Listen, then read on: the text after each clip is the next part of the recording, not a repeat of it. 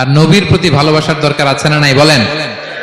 হুব্বুহু আল ঈমান, নবীর প্রতি ভালোবাসা এটা ঈমানের অংশ বা অঙ্গ না, নবীরে ভালোবাসাই হচ্ছে ঈমান।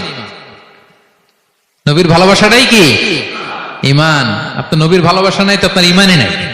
বিষ্ণু বলেন লা ইউমিনু আহাদুকুম হাত্তা আকুনা আহাব্বা ইলাইহি মিন ওয়ালাদিহি ওয়া ওয়ালিদিহি ওয়ান নাসি আজমাইন।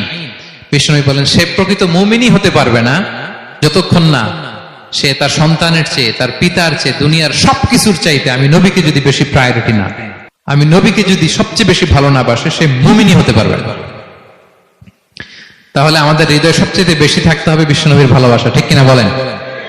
এই যে আমরা মুম্বাইতে ভারতের কারা কারা বিশ্বনবীর নামে কটূক্তি করেছে, হ্যাঁ, 12,000 নবী প্রেমিক মার্চ টু মুম্বাই ঘোষণা দিয়েছে, ঠিক কিনা বলেন? এটা হচ্ছে নবীর প্রতি ভালোবাসা, এটাই ঈমান। বিষ্ণু সাল্লাল্লাহু যখন এই হাদিস বললেন যে সবচাইতে যদি আমাকে কেউ ভালো না বাসে সে মুমিন নয়, ওমরে ফারুক তো অবাক হয়ে গেলেন। উনি কিছুক্ষণ আগে বলতেছিলেন যে ইয়া রাসূলুল্লাহ, আমি আপনাকে সবচাইতে বেশি ভালোবাসি, তবে ইল্লা নাফসি, আমার নিজের আত্মাটারে আমি এর চেয়ে বেশি ভালোবাসি, সবচেয়ে বেশি ভালোবাসি আমার আত্মাটারে, এরপরে ভালোবাসি আপনাকে। রাসূল সাল্লাল্লাহু আলাইহি ওয়াসাল্লাম বললেন লা ইয়া ওমর, তোমার ঈমান এখনো পূর্ণ হয়নি।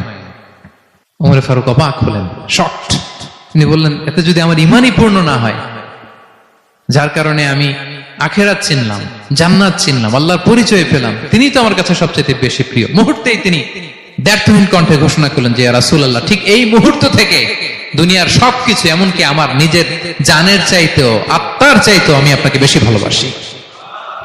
বিশ্বনবী বললেন, সহিহ বুখারীর বর্ণনা, আল আন ইয়া ওমর, ওমর এখন কামুলা ঈমানু, এই মাত্র তোমার ঈমানটা পরিপূর্ণ হয়েছে। তাহলে আপনি যদি সিরাত পড়েন আপনার ঈমান পূর্ণ হবে, ঈমানের পূর্ণতা প্রাপ্তি হবে।